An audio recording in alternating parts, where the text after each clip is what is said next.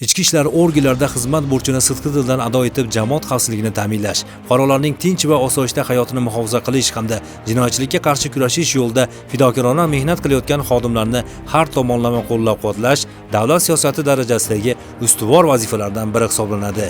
Ayniqsa xizmat vazifasini bajarish chog'ida qahramonlik va jasorat namunasini ko'rsatgan, shuningdek, xizmat vaqtida halok bo'lgan xodimlar hamda ularning oila a'zolarini ijtimoiy muhofaza qilish, ularning farzandlariga keng imkoniyatlar yaratish borasida tizimli ishlar amalga oshirilmoqda.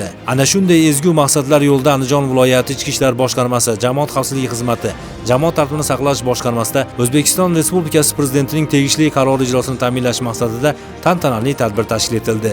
Unda ichki ishlar organlarida xizmat qilayotgan hamda xizmat vaqtida halok bo'lgan xodimlarning davlat oliy ta'lim muassasalari va o'rta maxsus ta'lim muassasalariga o'qishga kirish istagida bo'lgan farzandlariga O'zbekiston Respublikasi Ichki ishlar vaziri tomonidan berilgan imtiyozli tavsiyanomalar topshirildi. Tadbirda oliy ta'lim muassasalariga hujjat topshirayotgan 133 nafar xodimning farzandi ishtirok etdi.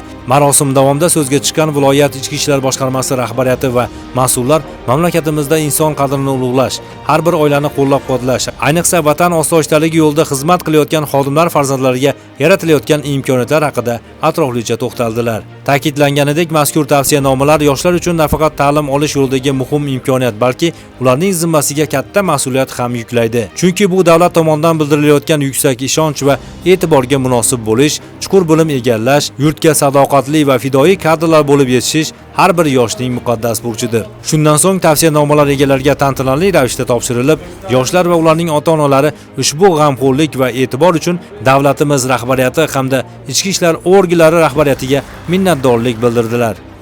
Mana bugun biz sertifikat olish tadbirida ishtirok etdik.